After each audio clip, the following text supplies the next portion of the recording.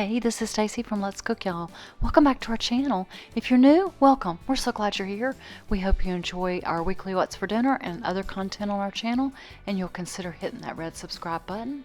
We're back with a brand new week of some fun, delicious, easy, tasty meals. We've tried a couple of new things and brought back a couple of favorites.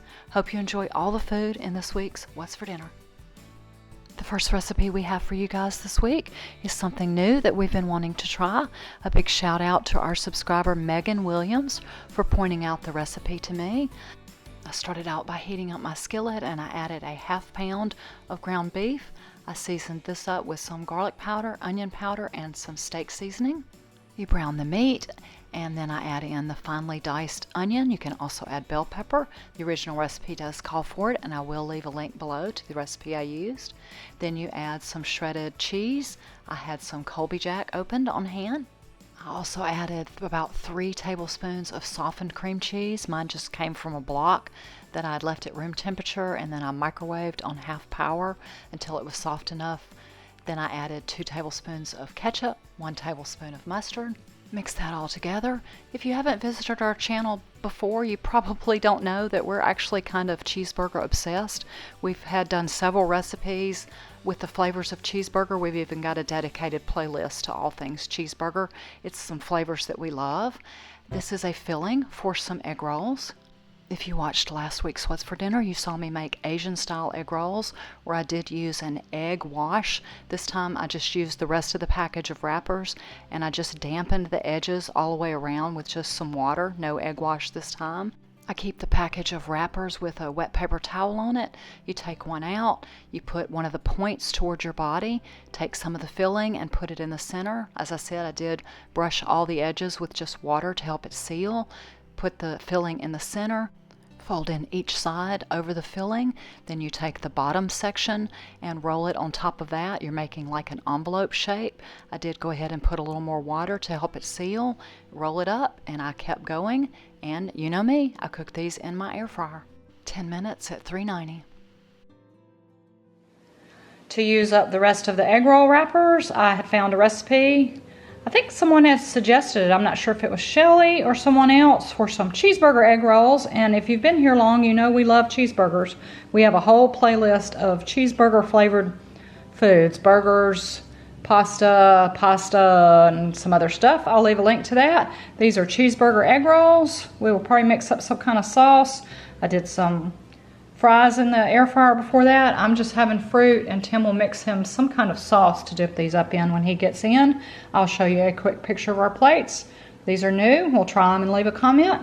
Cheeseburger egg rolls is what's for dinner tonight.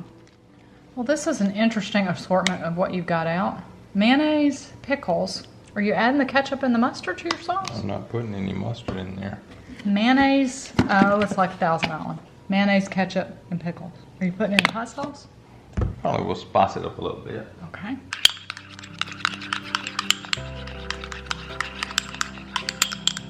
Taste it. Sure. It's pretty good. It's kind of like Russian dressing. Is it? You make me some? Never been to Russia. I've never been to Russia either. Can you make me some? Sure. Or is that enough to split?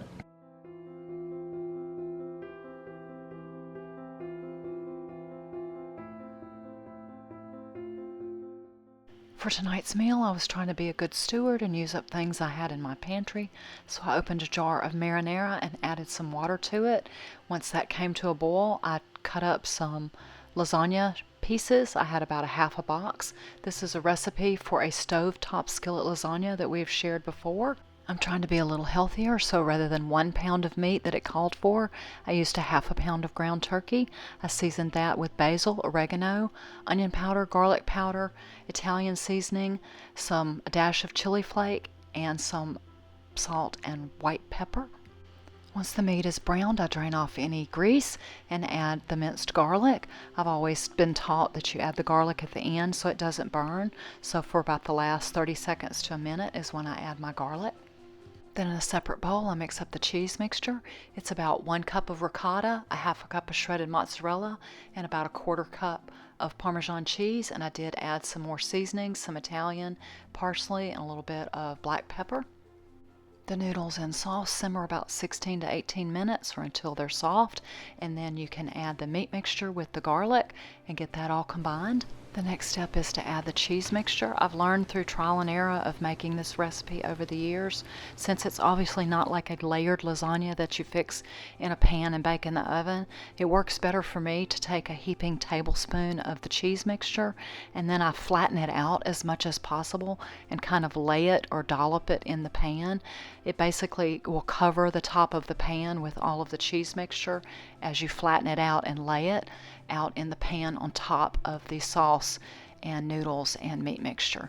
Then we take the skillet lid, and you do need a lid for this recipe, so find a skillet that has one, and we will cover it up and let it finish cooking or steaming.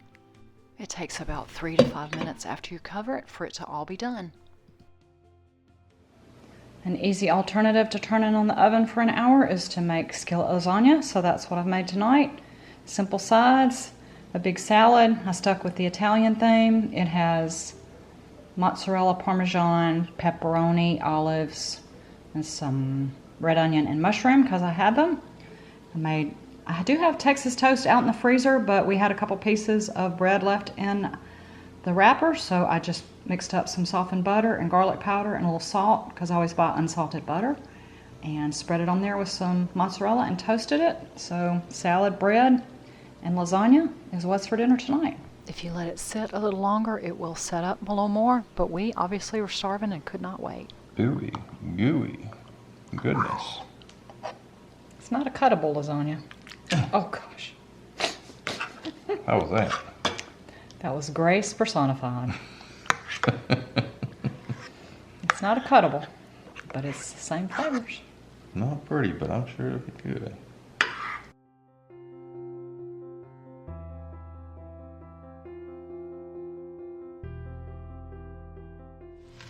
Up next, another half a pound of ground beef. This is what I call Tim's egg skillet. Some of my homemade taco seasoning. No measuring. Sometimes measuring's highly overrated. A little dab of water. Cook that off, and it's time for one of Tim's favorite meals. I got out my pizza stone, a whole bunch of tortilla chips, and started layering the taco meat, some black olives, some chopped red onion, and some rinsed off canned black beans. And then covered the top with what I'm sure is a very unhealthy amount of shredded cheese and into the oven. I tell you, I'm just geeky enough. Very few things make me happier than to cut open an avocado and not find it all messed up inside, but be pretty close to perfect. Each day I get older, each day I get clumsier, so I've stopped holding my avocado in my hand and trying to slice it with a knife. I've cut myself too many times. I peel it off to make creamy guacamole. We've shown this in a video before. I do add both sour cream and mayonnaise. Abby, if you're watching from AKA Our 80s Life, I apologize for the mayonnaise.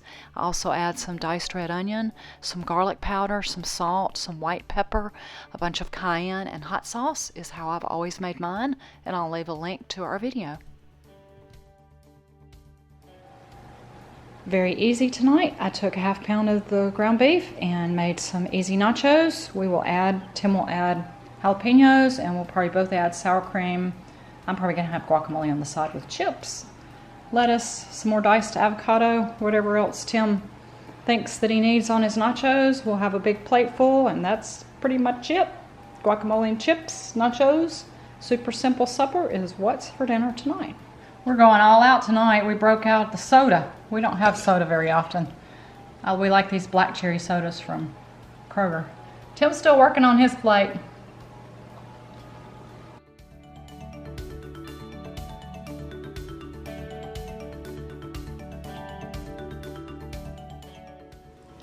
It's not really what you would call dinner, but when Tim has leftovers that he's happy with, I'm still working really hard at trying to cut my portions and eat a little healthier. So I made some egg salad that I'm going to have with Crunchmaster crackers, whatever fruit I've got on hand. Today it's grapes, and I've got a few marinated mushrooms.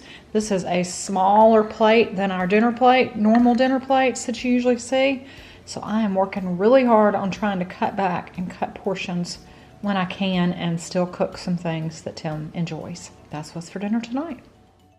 Poor Tim. I bought a lemon to cut up in his water, and then I decided to use it for this recipe.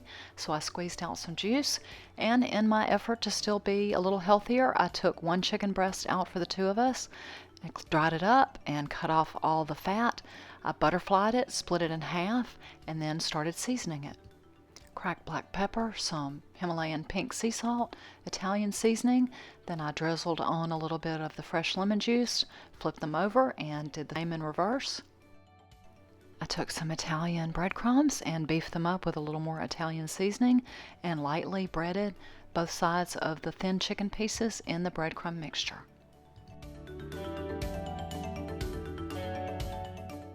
For a quick side, I washed some fresh asparagus, dried it off as well as I could, and then did my favorite thing, which is olive oil, salt, and pepper, and got it ready to go in my air fryer. These cook really quick.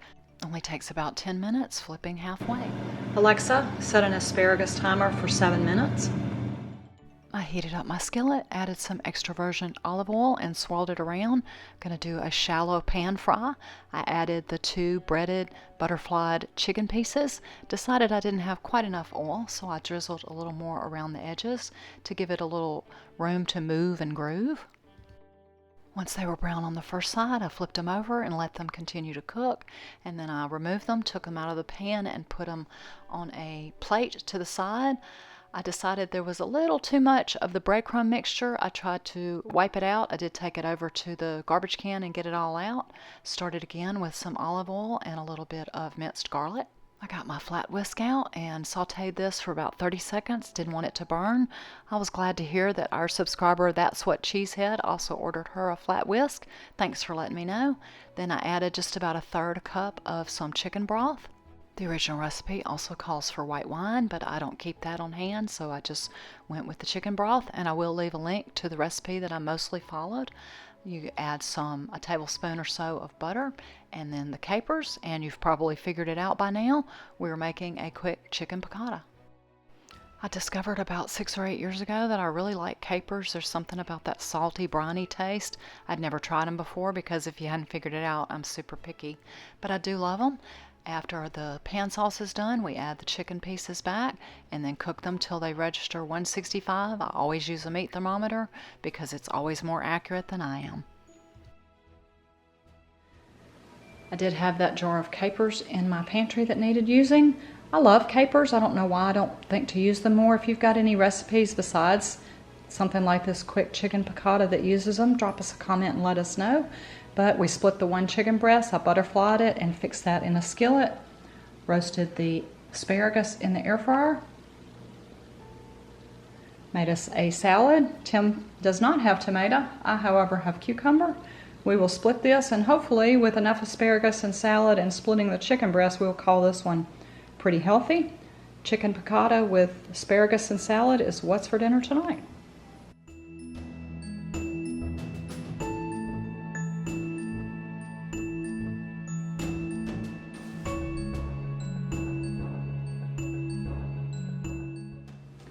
We stopped again while we were out and got some Zaxby's. Zax sauce. He's already gotten his plate. He got fried chicken strips, French fries, coleslaw, and Texas toast, and we had to pull up and wait. I had them grill my chicken strips to go with French fries, coleslaw, and Texas toast. Fast food. Works for me. I had the rest of the container of ricotta left over from making the skillet lasagna, so I decided to do something I've made once before. These are some easy ricotta pancakes, and I will leave a link to the recipe that I used. It has ricotta, a half a cup of milk, 2 large eggs that are separated, 3/4 cup of flour, a teaspoon of baking powder, and a pinch of salt. And this worked so well the first time I tried it a couple of months ago. We twisted some bacon and did it in the air fryer. The key to this ricotta pancake recipe is to whip the egg whites until they're frothy or foamy, and then incorporate them into the wet mixture.